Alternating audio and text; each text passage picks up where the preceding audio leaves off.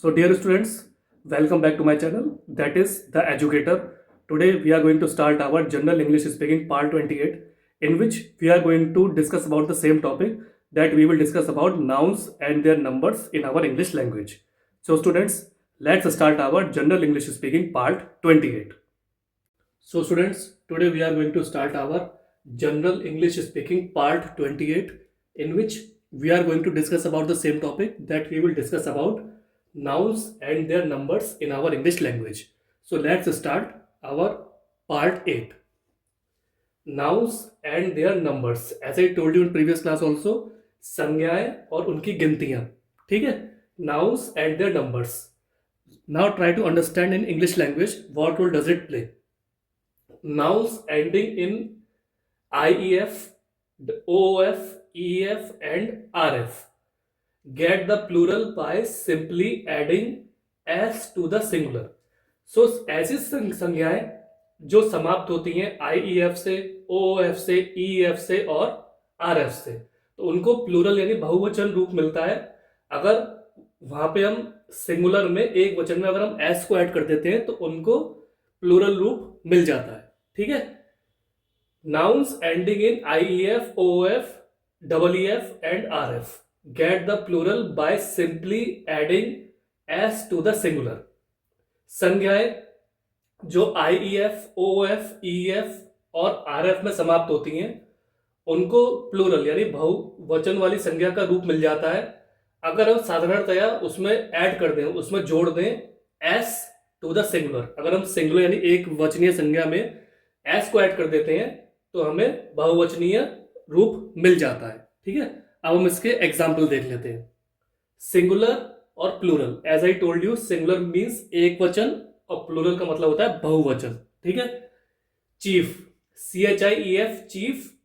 Now it will become CHIEFS, chiefs. मतलब chief आपका हो गया, एक बहुत बड़ी रैंक होती है किसी भी पोस्ट पे. चीफ एक बहुत बड़ी रैंक होती है. तो सिंगुलर है यानी एक वचन है तो चीफ हो गया, तो प्लूरल में मतलब बहुवचन हो गया तो बहुत सारे चीफ्स हो गए, तो क्या हो गया CHIEFS. तो ये आपकी कंडीशन को मैच कर रहा है. ठीक है? फिर आता है ग्रीफ, GRIEF. तो ग्रीफ बेसिकली क्या होता है? कष्ट. हमें किसी चीज का शोक है, कष्ट है, तो जब इसको बहुवचन में बोलेंगे तो ये हो जाएगा GRIEFS यानी ग्रीफ यानी बहुत सारे दुख हैं, बहुत सारे कष्ट हमें हैं. ठीक? Stuff, STUFF. तो स्टफ क्या होता है? कोई आपकी चीज हो गई, कहते हैं ना by the stuff from the store, ये कुछ सामान वहां से ले आओ.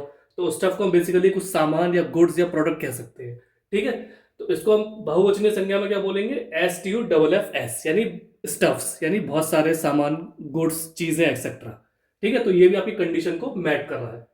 फिर आता है प्रूफ, PROOF, प्रूफ. ये एक सिंगुलर संज्ञा है. प्रूफ यानी सबूत. ठीक है? अब क्या होगा? प्लूरल में बहुवचन में हो जाएगा PROOFS यानी बहुत सारे सबूत. ठीक है? तो ये आपकी कंडीशन को मैच कर रहा है. ठीक? अब आपका रूफ आ गया, ROOF, रूफ. रूफ यानी छत, सीलिंग. जो हमारे घर की छत होती है, सीलिंग होती है, तो हम उसको रूफ बोलते हैं सिंगुलर फॉर्म में.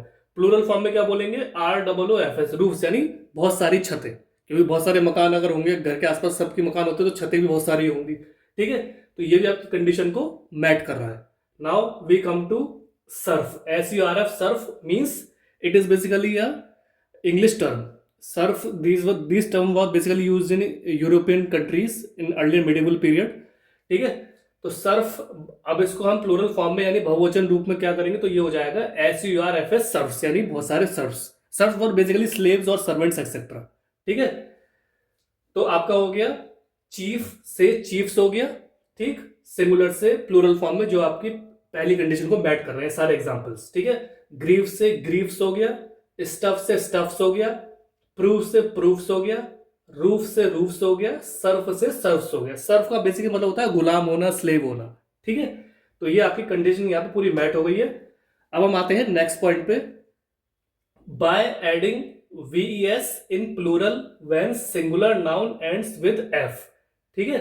यदि हम VES को ऐड करते हैं प्लूरल में, बहुवचन में, जब सिंगुलर संज्ञा खत्म होती है F के साथ. ठीक है?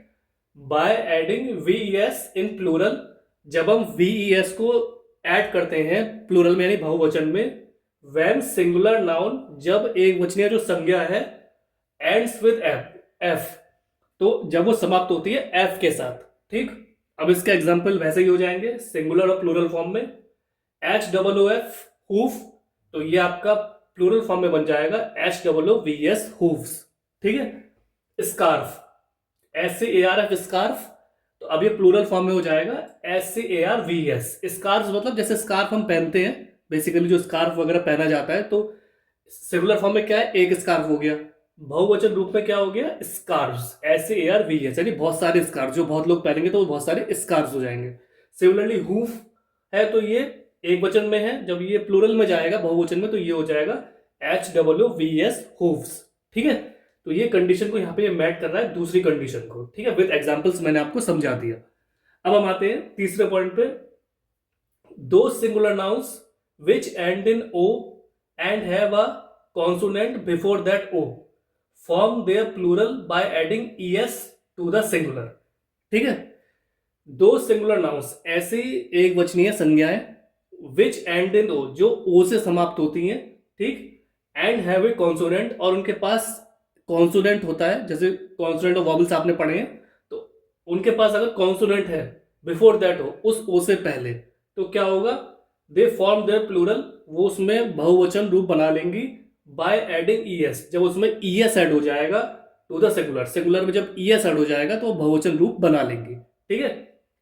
दो सिंगुलर नाउन्स, ऐसी एक वचनीय संज्ञाएं विच एंड इन ओ, जो ओ से समाप्त होती हैं, ठीक, एंड हैव ए कॉन्सोनेंट, और उनके पास एक कॉन्सोनेंट होता है बिफोर दैट ओ, उस ओ से पहले, ठीक, फॉर्म देयर प्लूरल, तो वो क्या करती है, बहुवचन रूप बना लेती हैं by adding es to the singular, जब वो es को यानी ऐड कर लेती हैं, यानी जोड़ लेती हैं सिंगुलर रूप में, ठीक है, टू द सिंगुलर यानी सिंगुलर रूप में, ठीक। अब इसके एग्जांपल देख लेते हैं। एग्जांपल हो गया आपका हीरो, तो ये एक वचन है, तो बहुवचन रूप में क्या हो जाएगा, हीरोज। हीरो क्या होता है, एक जिसको हम अपना आइडल मानते हैं, तो हमने अपना एक हीरो चुन लिया, है ना कोई, जैसा हर आदमी का कोई हीरो होता है, आइडल होता है, किसी ने किसी पर्टिकुलर पर्सन को अपना हीरो मान लिया, तो वो हीरो सिंगुलर फॉर्म में हो गया, और आपने बहुत सारे लोगों को अपना हीरोज माना हुआ है, तो वो हो जाएगा हीरोज, ठीक है।